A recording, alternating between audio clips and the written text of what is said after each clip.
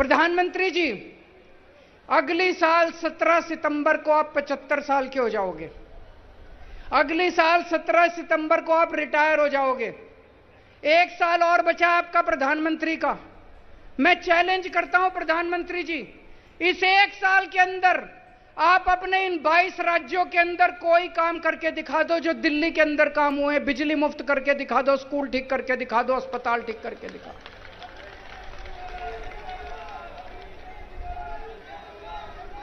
लोग ये कह रहे हैं 10 साल हो गए मोदी जी को राज करते करते, 10 साल में इन्होंने कुछ नहीं करा।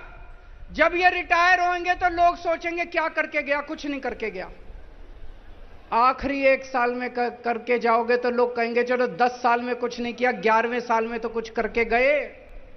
आज मैं मोदी जी को कहता हूं, चलो कुछ नहीं, एक ही काम कर दो।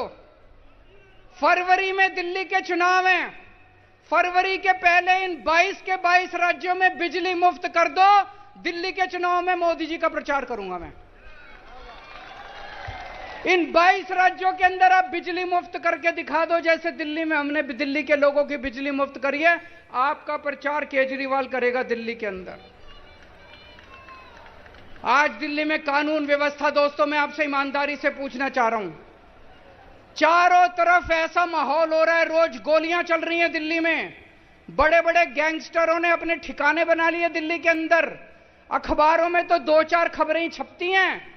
गांव देहात दिल्ली का है, जो उधर निकल जाओ इतना क्राइम हो गया, इतना अपराध हो गया। मैं लेके आया हूं आज खूब सारे।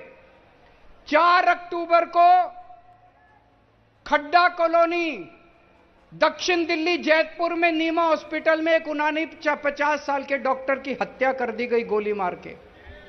30 सितंबर को उत्तम नगर में भारतीय जनता पार्टी के नेता रमनजीत सिंह की गाड़ी के ऊपर गोलियां चलाई गई।